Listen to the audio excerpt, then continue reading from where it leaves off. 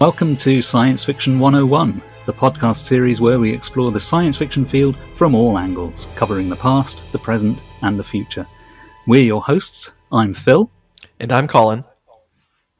And this episode, some more quizzing.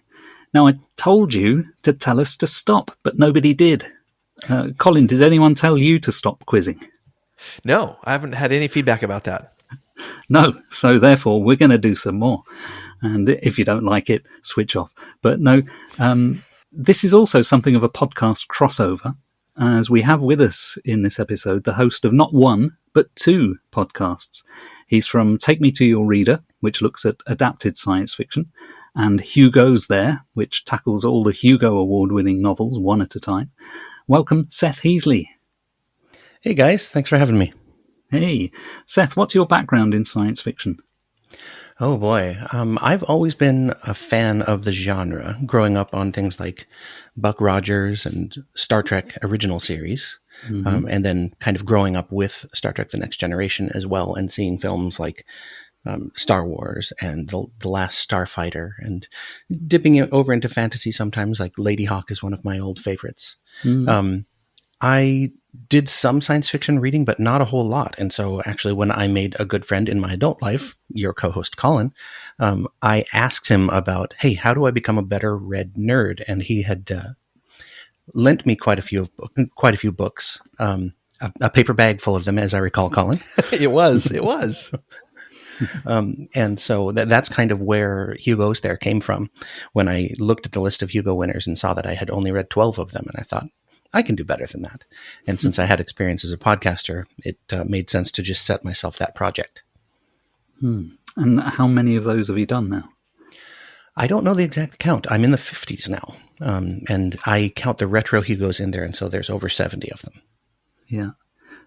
But you're not doing them chronologically though, are you? No, I'm not. And that was part of my strategy for doing the read through of all the Hugo winners, because I had seen posts on places like Reddit where people are like, hey, I'm trying to read through the Hugos and I'm stuck in the 60s or I'm stuck in the 50s. And I thought, I'm going to do this and just let my guest come in and choose a book that they have a passion for or one that they've been wanting to read. And that way, even if it's something that doesn't work for me, it makes a good conversation, because I almost always have at least one person on the podcast who really loves a book. Yeah, that's good. That's one of the things I like about it, that you get a sense that the guests are there because they love the book, not just randomly chosen. You know, yeah. I think that works really well. What at this point, what would you say is your favourite Hugo winning book? Well, I generally say that my favorite book in general is Speaker for the Dead, which is the sequel to Ender's Game. And I just adore that book. And so I have a hard time not ranking it first. But in terms of the ones that I read for the podcast that I hadn't previously had experience with, I'd probably go with Hyperion. Oh, yeah. No, I haven't read that. I've got huge gaps in my reading of science fiction. I've said before on the podcast that I'm quite well read with stuff up until about 1980. And because that's when it was in the early 80s that I was heavily into science fiction, first of all. And I tried to read everything I could. So I sort of got myself up to date to that point, but I was never able to keep up. So I've got some huge gaps. I can't remember which year Hyperion was. Was that late 80s, early 90s? I think it's early 90s, 93, something like that. Right, yeah. Well, thanks for joining us today. I gather that you're going to be a quizmaster for us. Yes, very much. So whereas in the past, Colin has set me fiendish questions where he knows the answers, and I've set fiendish questions where I know the answers, today we're both going to be in the dark. So, yes, I look forward to that. We'll get to that very soon. Okay. I'd like to do some follow-ups on last episode before we do that. So let's go to that. Yeah, last time we reviewed the short story Open House on Haunted Hill, and Joe thanked us for pointing him to that story. So thank you, Joe. I hope you enjoyed the story. Emmanuel reported a technical problem with the volume level of the last episode. So I did a bit of experimenting with different loudness settings and reposted the episode. And Emmanuel reported back that it was much better. So at some point I will go back and replace previous episodes just in case any of those are suffering from a similar issue. But thanks to Emmanuel for pointing out that problem. Emmanuel also wrote regarding Samuel R. Delaney's article. Now, that's an article that I mentioned last time. Regarding Samuel Delaney's article on what makes sci-fi unique, I'd like to add Ursula K. Le Guin's introduction in The Left Hand of Darkness. It's a superb little essay on science fiction as a genre. So thanks, Emmanuel. I looked that up, and it is a fascinating article. Ursula Le Guin talks about science fiction as not being extrapolation or prediction, as some people claim it is, but as being thought experiment. And this is the old what-if business that we've spoken about before on the podcast. And there's a passage that I really liked, so I'm going to read it. She says, "A novelist's business is lying. The Weather Bureau will tell you what next Tuesday will be like, and the Rand Corporation will tell you what the 21st century will be like. But I don't recommend that you turn to the writers of fiction for such information. It's none of their business. All they're trying to do is tell you what they are like and what you are like. But they don't tell you what you will see and hear. All they can tell you is what they have seen and heard in their time in this world. A third of it spent in sleep and dreaming, another third of it spent in telling lies." And I thought that was really refreshing, because a lot of science fiction writers sort of big up what they do as being really important, but she sort of lays it as being, no, it's just part of the lies that we tell. And she does talk about the facts that a science fiction writer will draw in when building their tissue of lies, as she calls it, all to build the plausibility for their fiction. But she ultimately says that all fiction is metaphor. It's not about predicting. It's not about extrapolating. It's all metaphor. And it is a very good article. I found it in the introduction to the 2019 ACE ebook edition, but I gather that it's been included in most editions of The Left Hand of Darkness since 1976. So well worth checking out if you want to see Ursula Le Guin's view of what science fiction is. And maybe I'll just mention, I find it far more convincing than what Margaret Atwood writes about science fiction. I don't know if Colin or Seth, you've ever read what Margaret Atwood has to say about science fiction. No, I haven't. Basically, she talks about squids in space. So I take it then she does not consider The Handmaid's Tale to be science fiction? I think that's right. She generally doesn't consider that what she does is science fiction. She has a very odd view of what it is. Well, very odd from the point of view of anybody who has sympathy for the genre. Right. Yeah. A standard snobby view. Yeah, I think that's what it is. Although she did grow up reading the pulp magazines, and apparently when she was a very young writer in her teens, she did submit stories to Astounding, the pulp science fiction magazine. So she did actually know the genre quite well in her younger days, but she's quite scathing about it, and she does have, as you say, that kind of snobby attitude, unfortunately. Anyway, thanks to Emmanuel for drawing that article to our attention. And if anyone else has any other definitions or descriptions of science fiction that they like, whether from an author, a critic, or a filmmaker, please let us know. You can contact us via our website, 101sf.blogspot.com, or you can post a comment on our Facebook page.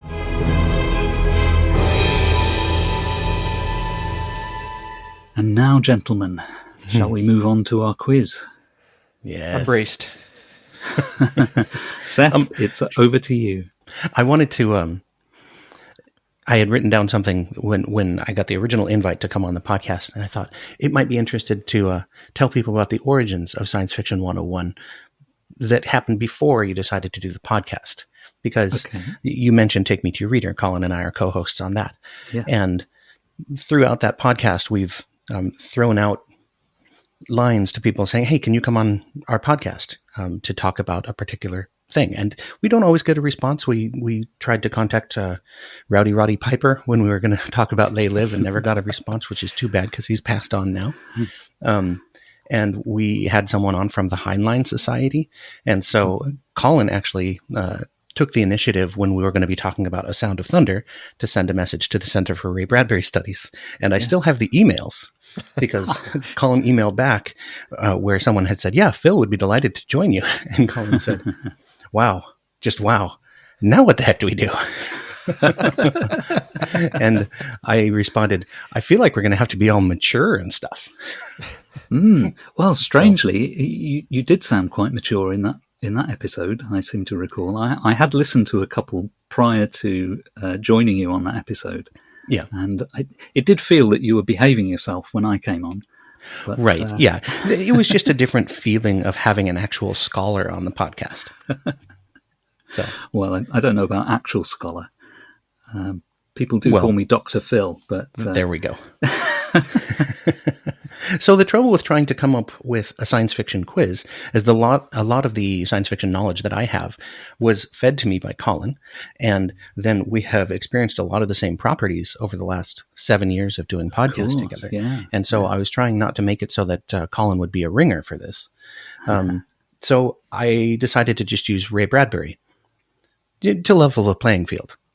Oh, great. Okay. I haven't told Colin about any of this. And don't get too excited, Phil, because what I mean is I'm going to ask you questions about Rays, Brads, and Barrys. Oh, no. So the way it's going to work is... Unfair. Yeah. In each category, the question will either contain a notable Ray, Brad, or Barry, or... meaning the answer would be that, or it will refer to one of those. Oh. So now you know why that's unfair, don't you? Because here in the UK, we don't say Bradbury, we say Bradbury. We sort of merge it all together. I say that as well, but oh, really? There's a certain amount of flexing that I'm willing to do for art. Okay, so do keep in mind, I'm not necessarily looking for a name, but I think every one of the answers is at least a noun. Okay. All right, so starting in the category of rays. Question number 1, subcategory film. In the era before computer graphics, this notable ray arose to prominence in visual effects. Okay, so answers. Colin? Ray Harryhausen. Ray Harryhausen is correct. And Phil? I have the same answer. Same answer. Yes. Speaking of podcasts, I once appeared on the Ray Harryhausen podcast. Really? Yes, talking about Ray Bradbury and Ray Harryhausen, who were very good friends. Cool. Notable for Jason and the Argonauts, The Clash of the Titans. All right, question number 2 in the category of Ray. And this one is subcategory things, and it's in all media, books, movies. So this staple of science fiction in all media has a wide variety of names, including phasers, lasers, blasters, and disruptors. And Phil, do you want to answer first this time? Yes, you could also have said presidents. I think it's ray guns. That's I correct. agree. Yes. Had to start with some easier ones. Okay, this one might be a little more niche, a little more specific to me. Question number 3 is from comics. So, DC Comics' most diminutive hero, this character similar to Marvel's Ant-Man actually precedes that character by about a year, and one of his secret identities was Ray Palmer. Phil, would you like to answer first? I have no idea. Okay. When you say the answer, I may know it, but from that, no clue, sorry. All right. How about you, Colin? Was he called the Atom? He was called the Atom. Yes. And this is, unfortunately, I am a DC Comics fan from way back, and so that's where I went immediately when I thought of Rays.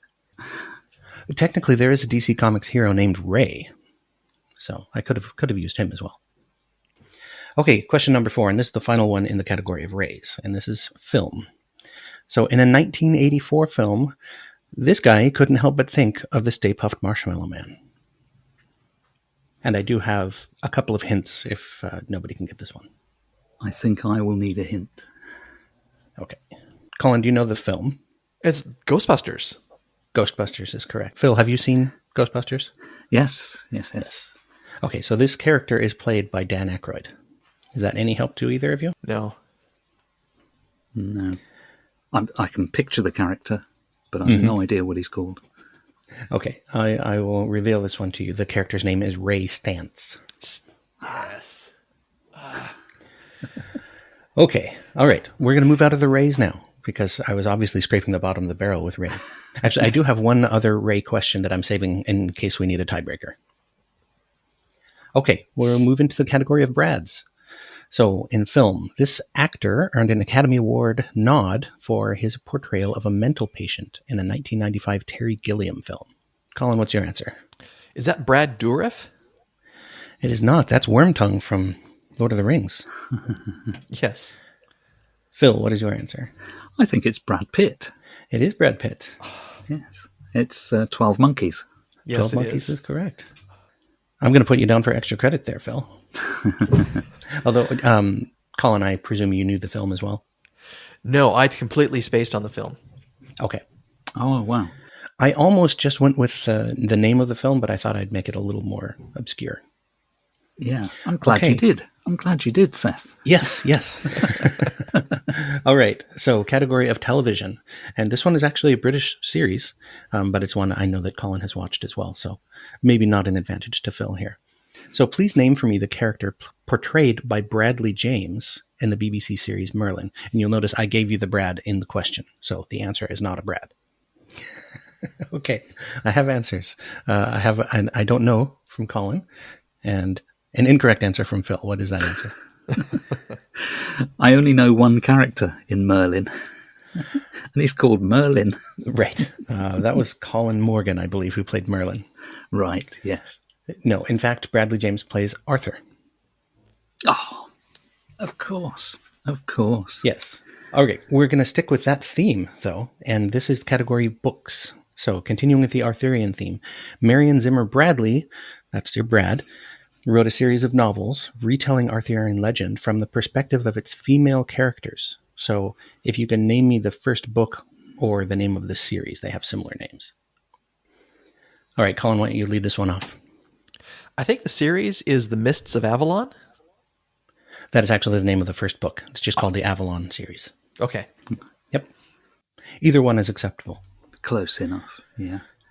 The funny thing is, whenever I go into a library, the Ray Bradbury books are always next to the Marion Zimmer Bradleys and also Barbara Taylor Bradford. Yeah, I had thought of that when I was writing this question. I thought, I've seen these books in the library tons of times when looking for Bradbury works. Yeah. One more in the Brads, and the fix may be in for Colin on this one. But Brads were harder to come by. So this middle-named Bradley, man of many voices, is quite prominent in Star Wars animated series. Phil, how much watching have you done in Star Wars animated fiction? None at all. Okay. It's one of my weak spots. All right, well, maybe the fix is in. Colin, why don't you give us the answer? That would be Mr. D. Bradley Baker. Yes, that is correct. Okay, so we will move on to the berries. And I know berry is pronounced differently, but if you spell out B-U-R-Y in English, it's the word berry. If you're from the south, if you're from the north, it's burry. I guess that's true, isn't it? It is, yeah. I hadn't thought of that. There's even a town called Bury. Okay, so subcategory of film. In Back to the Future, Marty McFly wows the audience and horrifies the chaperones at the Enchantment Under the Sea dance by playing this artist's song, Johnny Be Good. Okay, I have answers, but Phil, since you answered first, why don't you go first? I believe that's Chuck. That is Chuck Berry. And Colin got that as well. So, extra credit. Do either of you know the name of his cousin in the movie? This is the character name, is it? Mm-hmm. Chuck Berry has a cousin in the movie? Yes. Who phones him up and says, you know that new sound you're looking for? Well, listen to this. And he holds it up to Marty McFly doing an insane guitar solo. The name is Marvin Berry. That one is one just because in the era of renting a VCR, if you remember that, either of you, we used to rent the Back to the Future quite regularly, along with renting a VCR. can I claim some extra credit by giving you a fascinating fact about Johnny Be Good by Chuck Berry? I will consider that. It is one of the songs that is attached to the Voyager spacecraft. You know, that golden LP record that they put on the spacecraft. That's one of the songs that was chosen. The Rolling Stones have a song on there as well, right? Possibly, yeah. At least I remember that from the intro to Starman by John Carpenter. Going through space, playing Satisfaction. That's a film I haven't seen in years. I must go and watch that. Oh, that was another one that was in the regular rotation at our house. That was the beginning of my driver's training. Really? Yes. Red means stop. Green means go. Yellow means go very fast. Yes. That's perfect. Okay, continuing in the Barrys in books. So this American humorist collaborated with Ridley Pearson on a reimagining of Peter Pan in a series of books in the 2000s and 2010s. Okay, Phil, why don't you go ahead and go first? Well, the only one I can think of is Dave. That is correct, Dave Barry. Whoa. That's the guy. Colin also got it. Yep. I had no idea. What is the name of that series, Colin? Peter and the Star Chasers. Yes. It posits a somewhat science fictional explanation for Peter and his powers. It's kind of interesting. Oh, okay. Category of film, subcategory of film, still in Barry's. This lovely actress portrayed a major character in the X-Men movies, as well as the title DC Comics character, in a winner of the Golden Raspberry Award for Worst Picture and Worst Actress. Okay, Colin? I think that's Halle Berry, who played Storm in the X-Men and Catwoman for DC. That is correct. Yeah. I was going to ask if you guys knew the extra credit.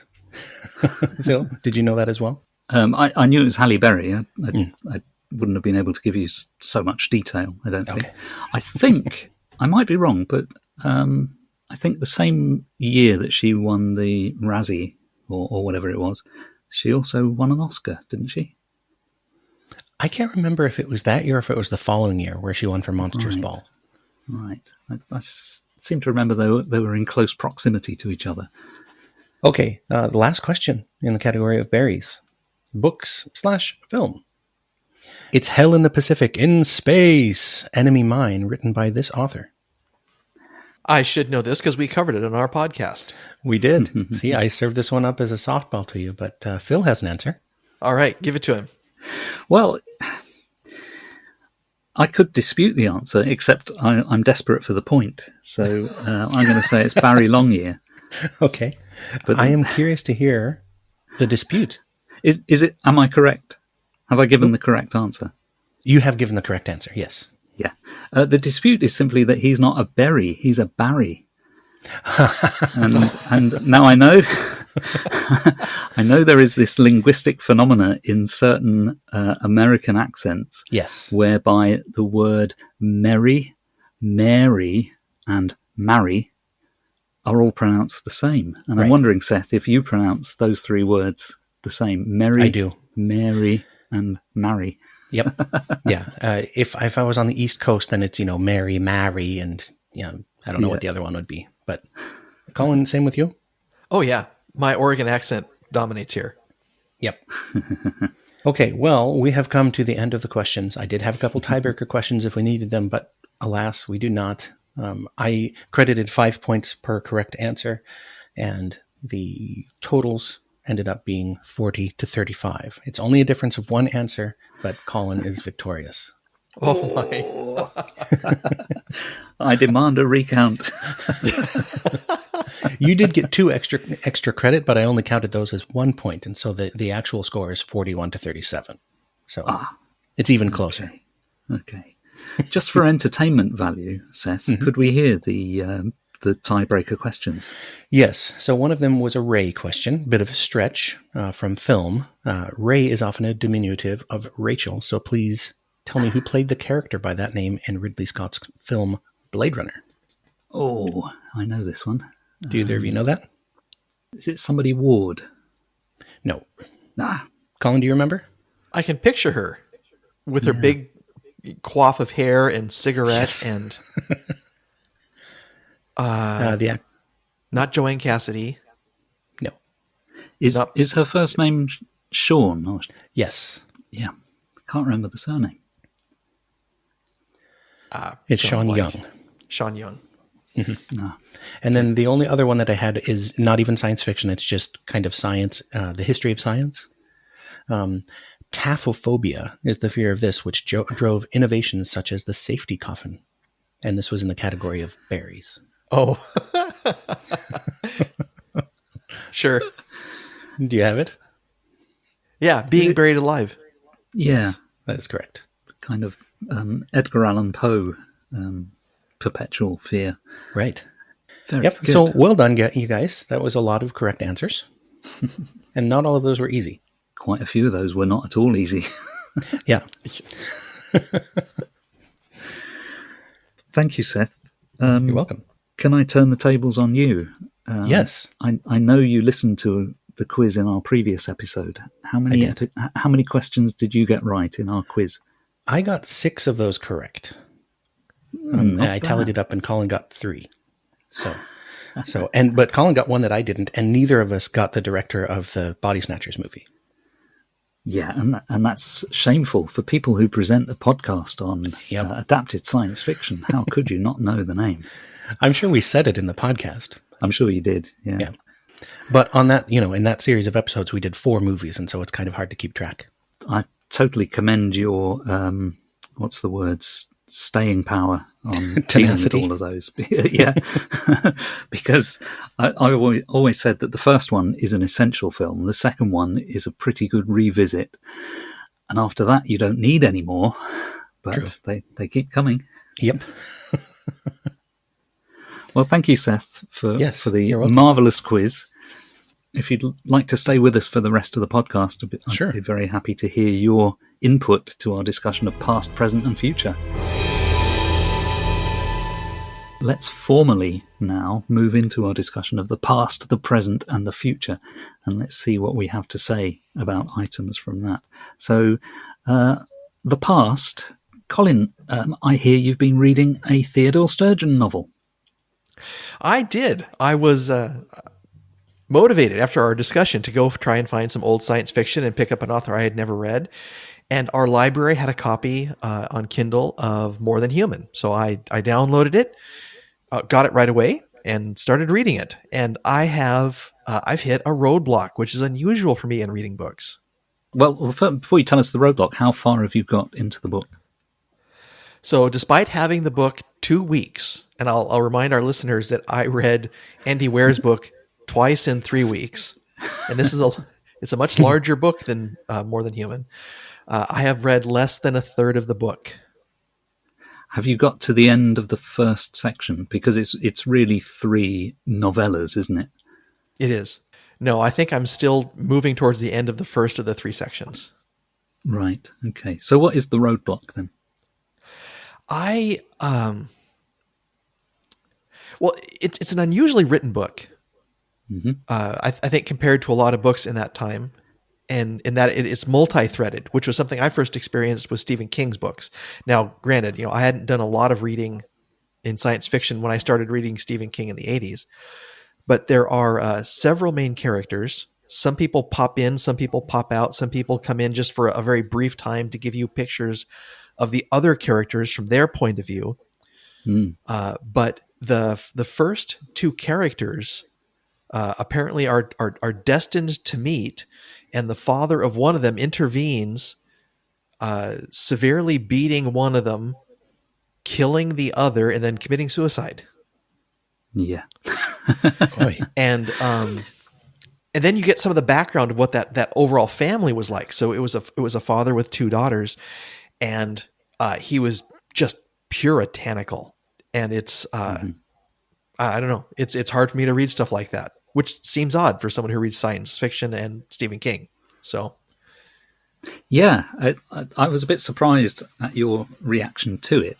But when I went back to the book, which I haven't read for probably 20 years, I've read it several times, but I haven't read it for a long time. So I did go back and take a look, and I probably read about the first 20 pages. And yes, it is quite sadistic, I think, the first section of the book. And so I can completely see why you have that kind of reaction to it. And I think you said to me that either there were no characters that you could like, or that as soon as you were introduced to one that you could like, they were gone. Yeah. So Sturgeon isn't doing his readers any favours in keeping them on board. But I would argue that if you can press on with it, you will actually find that there is a kind of redemption of those characters. Because from where you've got to in the book so far, I don't think you've got to the point where the characters begin to combine. They're all individual elements, and all of them are incomplete people in the early part of the book. You've got the character Lone, who is called the Idiot, and he is clearly supposed to be somebody who has very, very limited intellectual capacity. Now, he does develop as the story goes on, and he becomes more than what he is at that early stage of the book. But the important element of the book is that you have all of these really troubled characters who have very limiting and limited lives coming together and becoming something more than what they are individually. It's that idea of something being more than the sum of the parts. And that's why the book's called More Than Human, which, if you think about the title, More Than Human, is it's a bit strange, but if you flip it around to the opposite, that would be Less Than Human. And that is a phrase. You don't hear it very often, but it is a phrase that people might be pointed at and called less than human. And what the novel does is takes individuals who might be called less than human and combines them together to create something that is more than human. And I don't want to spoil the end of the book for you, but there is a kind of an emergence from those characters coming together at the end. Have you met Baby yet? Yes. Yeah, in fact, everyone is in the cave. Right, okay, yeah. So that's because just the you middle pretty section... much, yeah, maybe that is the middle section. And I've gotten farther than I think that I have. Maybe. I think the middle section was the first section to be published and possibly the first section to be written. And the middle section is written a little bit of a mystery. There's a new character who's introduced, and there's a kind of a mystery about him, which is revealed through a series of therapy sessions. And then the other two parts of the novel were written later to act as kind of bookends to the middle section. Interesting. I think you may find something satisfying about it when you get through to the end. Again, I don't want to spoil the plot, but one of the things conceptually that happens in the book, if I remember correctly, is that there comes a character who acts as the kind of conscience of this grouping of characters. Basically, you end up with one character who is the mechanical computer of this group of characters. One, I can't remember what the roles of the others are, but maybe there's one who acts as the sense organs of this grouping. Maybe there's another one who acts as the heart. So it's multiple characters coming together to form something greater than they are individually. But I think the last character that joins them becomes the conscience of them. And so all of the sadism from the early part of the book, you can imagine is part of what forms and shapes these strange individuals. Mm-hmm. But it becomes part of their past, and they're able to move on as something that is more than human. And I'm trying to say this without giving away the specifics of the ending. Yeah. Well, if you consider the parent characters that are shown through there, the father, the mother of the one young girl who's there, the father of the two twins, they kind of fall in the realm of less than human because of the abuse and the abandonment and the control that they exert over their children. Yes, that's true. That's true. Yeah. I think that's That's one of the things that for me makes the book still a relevant book, because it is about people who have been marginalized and they are given value in the end. You know, they go through a lot of suffering at the beginning, but in the end they are given value. And I think that's quite a decent message for the times in which we live, you know. The only thing perhaps that's a bit awkward from today's point of view is that some of the language is dated. So, for instance, calling a character the idiot, I don't think you'd get away with that if you wrote the book today. And I don't remember for sure, but I think the baby has Down syndrome, but is probably referred to by some antiquated term. So it's one of those where you can tell the era in which it was written from the kind of language that's used. Well, and the father of the twins is from the Deep South and uses the same kind of language as Mark Twain. Yes, of course. Yes. And so I wasn't sure if they were trying to say, you know, these were people of color, because there's very little detail about each character that's talked about. There's an age, there's a gender, and you're kind of left to deduce or add to the story from that point yourself by the way they act and the way they talk in their surroundings. What he describes very well. It's vivid. It sucked me right into being there with the characters, being where they are, kind of experiencing where they are, and maybe because of what we're talking about, you know, emergence. There's going to be a transition through the book from being very dreamlike to then being very real as they begin to come together. That may be true, but I can't remember it clearly enough. I wish I'd had time to read the entire book, but I didn't have that. I did look up there's a book from the 1980s called Science Fiction: The 100 Best Novels, and it's by David Pringle. And it's not a collection of novels, it's a collection of essays about novels with a recommendation of the best books in the science fiction field. And he does include More Than Human in there. And he just writes a page and a half. So this is David Pringle. But the end section, I quite like what he says. He says, More Than Human still seems an extraordinary novel, marred by occasional touches of sentimentality and sadism.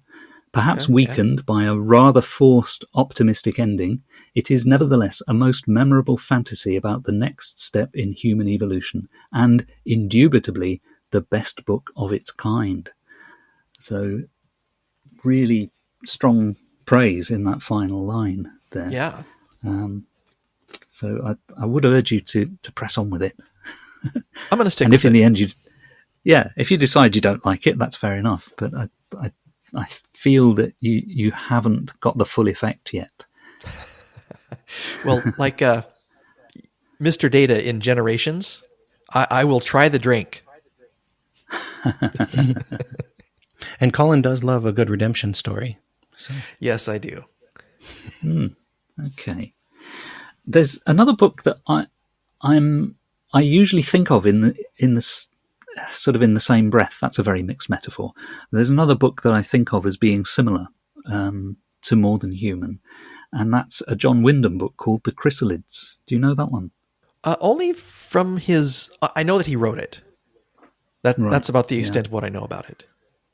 Right. It's, if I remember rightly, and again, it's a long time since I read it, but I think in The Chrysalids, we're in a post-apocalyptic world, and there are mutants or mutations.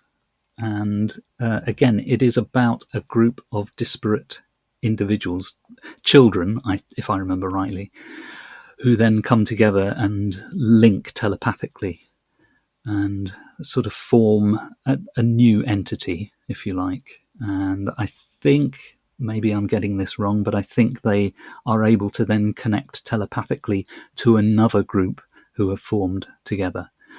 Now, that's not the same as what happens in More Than Human, but the idea of a group of disparate individuals forming together into something else is a common theme to the two books. So what I would say is if you don't get on with More Than Human, maybe try The Chrysalids, because I know you've you've read some John Wyndham in the past. Yeah, and really enjoyed it. He's a good writer. Yeah. Some people say The Chrysalids is his best book. I personally would probably say The Midwich Cuckoos is the best, but The Chrysalids is pretty good. Well, if Seth and I soldier on with Take Me to Your Reader, we will eventually get to The Midwich Cuckoos. I don't think The Chrysalids has been adapted, has it? Not to film or TV, no. There have been a couple of radio adaptations, but no film or TV. Have you never done, what's the adaptation called? Village of the Damned. Yeah, Village of the Damned. No, we haven't done that. I tend to stay away from things that sound like horror. Yeah, and the films certainly are presented more as horror than science fiction. But if you read the book first, I don't know. Do you normally do that, or do you normally watch the film first? Normally read the book first. If it's a short story, sometimes I go in the opposite direction. Right, yeah. But I'm sure if you read the book first, you would then enjoy the films, even if they are more horror than science fiction. You were treading on dangerous ground there, Phil, that you probably didn't fully understand, because that's one of the things that drives our other podcast is this long-standing debate over the canonicity of an adaptation. And so if you're saying right now that the movies aren't very canonical, you've poisoned me against them, and Seth is perked up and maybe a little drooling at the mouth and ready to go see what changes they make to improve it, and champing at the bit. Yes. It's always the case that the book has much more detail than the film does. That's inevitable. And therefore, some of the detail will be omitted in the film, and it's just a question of which bits they choose to leave out and which bits they choose to emphasize. This last week or so, I've been watching the old BBC series, Day of the Triffids, from the 1980s, which is on Blu-ray now. Even though it was made in standard definition, there is a Blu-ray version of that. I presume you've both seen that at some point. Oh, yes. Yeah. What are your memories of Day of the Triffids, BBC version? The 1980s one, which starred John Duttine with a very unconvincing beard, I thought. Yes, very much. What I remember of it is that it's very kind of its era in terms of the production value of it, which is quite low, really. I did love the Triffids. I thought they were wonderful practical effects. And it's very, very close to the novel. So if that's what you're looking for, that's great. Yeah. But it doesn't sound as if that is what you were looking for. No, not really. I don't know. Colin and I have this, like he mentioned earlier, right? Where when I go into an adaptation, I'm often looking for something being emphasized differently or something taking a different twist on it, because I've already read the book and I don't find a lot of value in just seeing a book brought to the screen.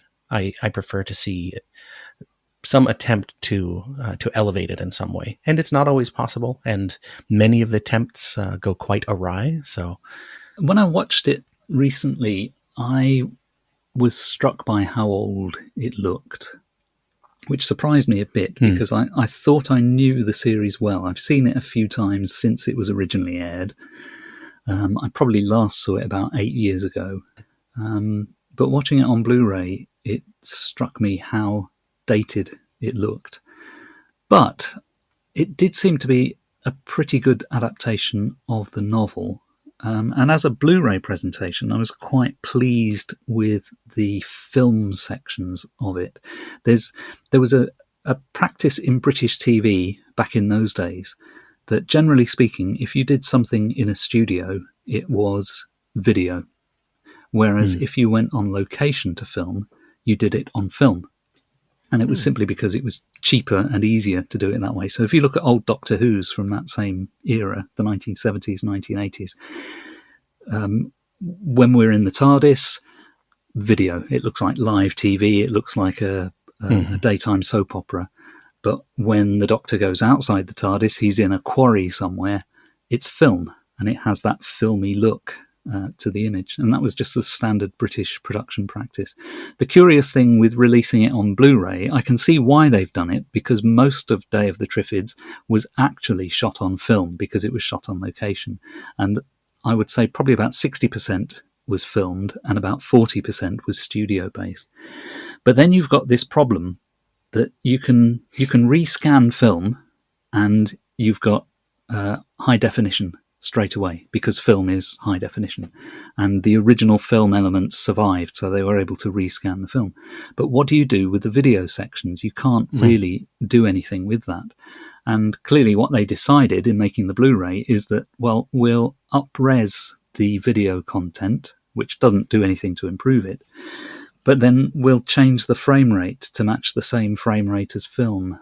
And as a result, it looks like video, but it's got the kind of jerkiness of film every time we go into a studio setting. So I think they've screwed it up, basically, on this Blu-ray. And therefore, I don't recommend it to anyone. But it's probably the best it's ever going to look. I just wish they'd taken a little bit more care with the way that they did that. Can I put a plug in here for another podcast? Yeah, why not? It's not my own. It's a podcast called Continuum Drag. I have had one of them on my podcast, and I'm going to be guesting on theirs in the near future. But they did a whole series on the Day of the Triffids from the 80s. Their podcast, they cover old, obscure science fiction that they don't think most of their audience has probably seen. Wow, that's good. That sounds a bit like this podcast. We talk about old, obscure books that nobody's ever read. I've got another past item, which could also be a future item. And what I mean by that is that, again, back in the day, back in the 70s, there was a BBC TV series called Survivors, which was created by Terry Nation, the guy who created Daleks for Doctor Who. And Survivors was a post-apocalyptic thing. It was about a plague that wiped out, I suppose, 90% of the Earth's population, and then we follow those who survive. It's really good. I watched it as a child and was totally absorbed with it, and I watched it many times afterwards as an adult, and I never tire of it. It was a really fantastic series. Anyway, Survivors, the TV series, has also been adapted to audio form by the company Big Finish, who also do a lot of Doctor Who audio. And these are full cast audio productions, which I love that kind of thing. Survivors has been done very well. Big Finish did a really good job. They got many of the original cast of the TV series back. They got some really good writers to write some very good episodes.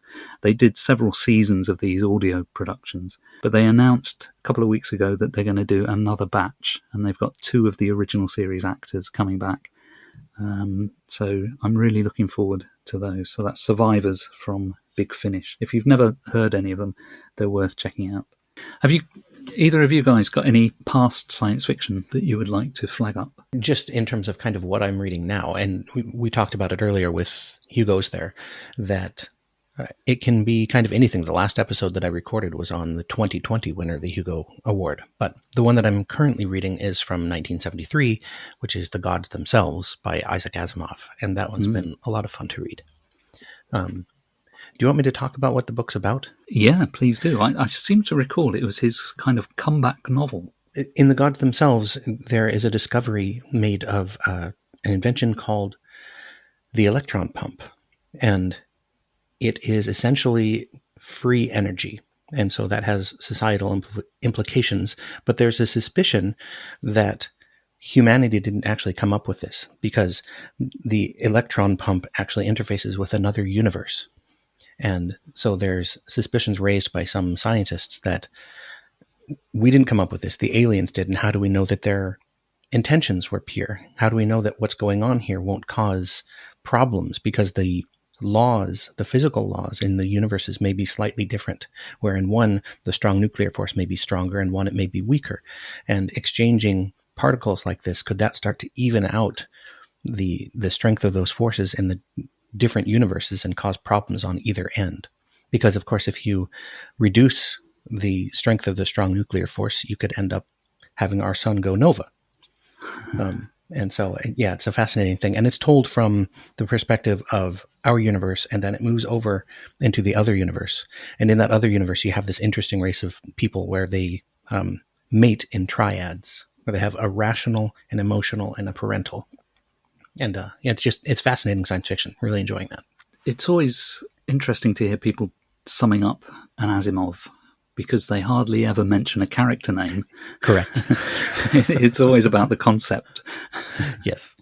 Although there is an interesting character named Dua in the other universe. Ah, okay. So we'll give a tick to Asimov for that. Right. Yeah. No, his books, in my experience, are more about the ideas than the characters. What about the present? Does anyone have anything to recommend of present science fiction? I've actually got a blank on my script for that. You got anything, Colin? Well, yeah, most of my reading recently has been More Than Human, which was, long and slow. And then I been rereading the Harry Potter series for fun. For my podcast with Seth, I had read The Running Man by, Stephen Bachman, for lack of a better name. And but I did watch a couple of episodes of Dust the other day that were just recently released, and I really enjoyed them. So I would say that if you enjoy reading short fiction more than long form novels and novellas, check out the Dust channel on YouTube. We've talked about it on the podcast before. Yeah, it's always worth a look. I always say to people, if you've got nothing else to do, you're sitting there and thinking, what can I do to fill 10 minutes before I go and do whatever I'm doing next? Mm-hmm. Have a look at Dust. Yeah. For me, for the present, I'm for the first time a member of the Worldcon, and so I got my Hugo Awards nomination packet. Wow. And so I have been working my way through all of the short stories, and so I've read Open House on Haunted Hill, which is fantastic. Mm-hmm. And the Little Free Library was another really, really fun one. And then I'm starting to work my way through the graphic novels because it's something that I've come back to in adulthood, reading comics. I read them as a kid, but I've sort of recently in the last 10 years tried to get back into it. And so I've got all these graphic novels that are nominated for the Hugo, including an adaptation of The Parable of the Sower by Octavia Butler. So I'm interested to look at that one because I have not read the book, and it'll be. Yes. I'm not sure it's ideal to experience that book first in graphic format, but we'll see. Tell us something about the Worldcon, Seth, because I've lost track of what's going on with it. Is there a in-person element to the Worldcon, and is there an online element to it? How's it being run this year?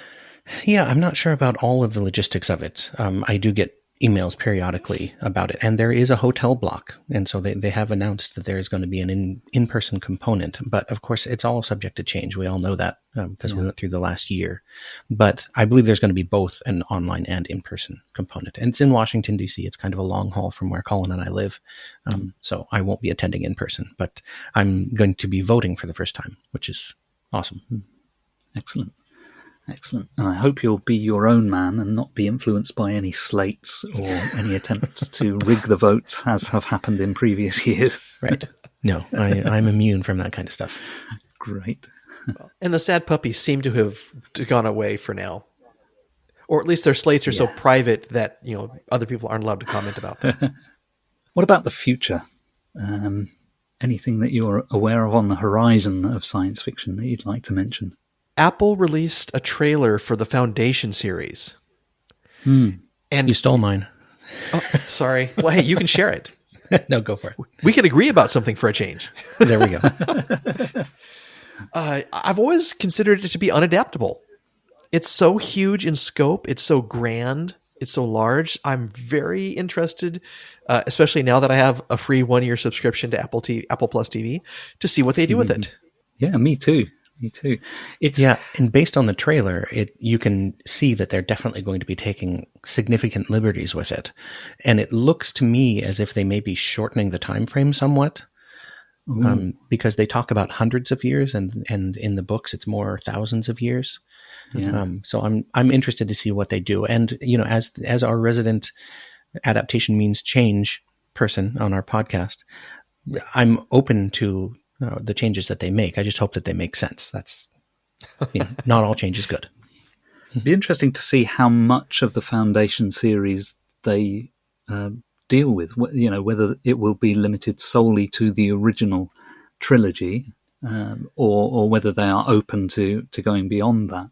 I mean, personally, it's only the original trilogy that I consider worthy. I remember when what's it called, when Asimov returned to it in the 80s. Is it Foundation's Edge? Yes. I remember when that came out, and I bought that. I still have the hardcover copy that I bought, and it was okay.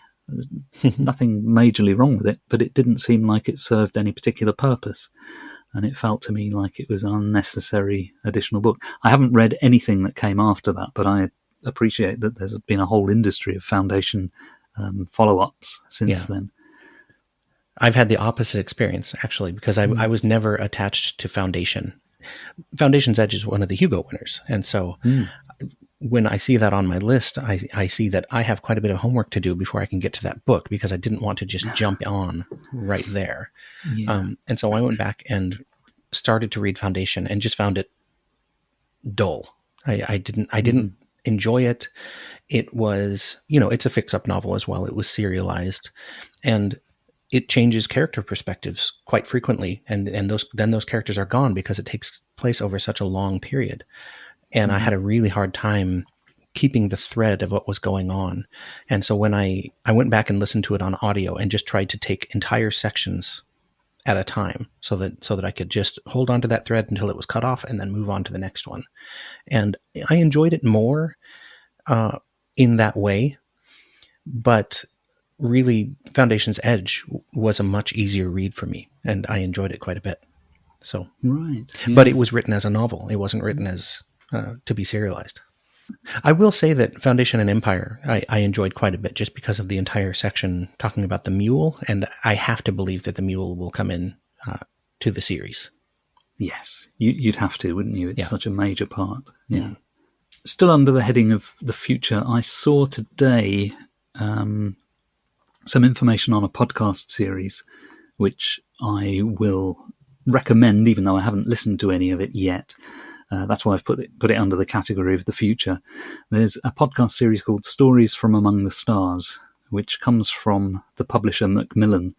And basically it's audiobooks in podcast form, but they're specifically releasing the three-body problem by Tse-Chin Lo, which is probably not how you pronounce it, but that's how I pronounce it. So they're serializing that in podcast form, and I think they put out about 6 or 8 episodes so far. It's out for a limited time, so the thing to do is download it to your podcast app, and then you can listen to it at leisure. Don't think I'll go back and get the next episode later, because it may not be there. It's a book that I've tried to start a couple of times, and I've just found the first few pages a bit impenetrable. But I know that it's a good book because I've read many good things about it. So I'm thinking that I might listen to the audio version of it and do that thing that I sometimes do of switching backwards and forwards between the audio version and the Kindle version. The other future thing that I picked up on the other day, and I could have put this under the past, but it hasn't happened yet, so it is the future really, and that is the go-ahead has been given for the 4K mastering of Star Trek the Motion Picture, the Director's Edition. Now, I don't know if you're familiar with the Director's Edition, but basically the film was rushed into release back in 1979, 1980, whenever it was that Star Trek the Motion Picture came out. It was rushed out because Paramount had fixed the release date and were contractually committed to the release date, even though things were going horribly wrong with the special effects. And so the film was released barely complete. And in particular, the editing of it was awful. And some of the effect shots were still unfinished. Sometime, I think around 2000, Robert Wise, the director, worked with some special effects people to put out a director's edition. But all the work was done in standard definition video, and it was released on DVD, which at the time was fine. That was as good as you can get for home consumption. But of course, standard definition is so so old hat now. Everything is to much better quality, and there was no way of making a Blu-ray version because it was all stuck in standard def. So the go-ahead has been given. Paramount have now, or whoever it is, has come up with the money to do a 4K remaster. So basically all of the new effects material that was created for the director's edition is going to be recreated in high definition. All of the original film elements are going to be rescanned at 4K. And so there will exist a high-quality director's edition, which you cannot get at the moment. All you can get at the moment is the DVD, which is low quality. Robert Wise's wish, I understand, was that his cut, his director's edition, would become the version of the film. But he didn't win that battle back in the day. Maybe he will once this version is complete, because it'll be obviously a whole new marketing opportunity for Paramount or CBS or whoever it is who owns these things now. But it'll be good to see that in high quality. It is a much better version of the film than the original cut. Yes, I've definitely heard that, and it's one of those films that over the last number of years I've gotten more on board with slower science fiction films, and so I got to where I enjoyed 2001: A Space Odyssey and Blade Runner, and so I rewatched Star Trek: The Motion Picture, I think last year, and actually really enjoyed it. It felt very much like original Trek. There was nothing for Kirk to shoot at. It had to be done. The solution to the problem had to be more intellectual and considered. And you're right about the pace. It is a slow film, but it is deliberate. It is controlled, and some of the effect shots. I mean, that whole business of revealing the Enterprise in dry dock and the camera sort of floating around it as if we're seeing it from Kirk's point of view is beautiful. Effects work, all done with models, of course, rather than CGI, which is how it would be done today. And the film really does feel like a motion picture, hence the title of the film, as well as trying to bring the characters back, who we sort of, at that point, I suppose they'd been away for about 20 years. No, they'd been away about 10 years at that point for the viewer. But it's a film that's had a lot of criticism over the years, and I think a lot of it has come from the fact that it was a rushed, badly edited release. Yeah. And this new version hopefully will allow more people to see it as it should be. Do you know, Phil, if it's coming to theaters, or is it just going to be released on streaming? And what I heard is that it's for streaming. Okay. It is very specifically for streaming, but of course once they've got it, they're not going to be able to resist the temptation to put it in cinemas and on home media. If home media still exists by the time it's finished. Yeah. Colin, what's your history with Star Trek: The Motion Picture? That was the first movie I ever saw by myself in a movie theater when I was 10 years old. Wow. So, growing up, because I was 10 lightly, as I was growing, Star Trek was syndicated, and I was watching it, every day and sometimes on the weekends. And I remember that scene when they reveal the Enterprise, because I was thinking about how much of Star Trek is Kirk's commitment to the Enterprise and its crew. Yeah. And just to have it, being pictured on the big screen in front of me, the lights would turn on and you'd see the saucer section and the nacelles and the shuttle bay and everything. It was incredible. I'm kind of fascinated by the technicality of remaking things and remastering and that kind of thing. And that comes from my profession, really, of working in film and TV. But, I was talking about the way they did Day of the Triffids earlier on for high definition. And there's evidently a lot of work involved in doing the 4K stuff.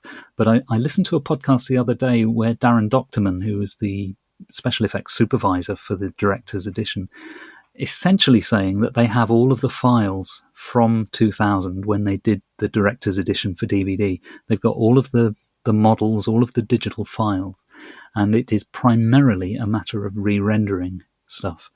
Now, that sounds to me like he's really minimizing the amount of work that's involved, because if you've ever tried to open up a Word document from 20 years ago, or a PDF, or do you remember software that doesn't even exist anymore? So I was looking through some old files and I found some PageMaker files.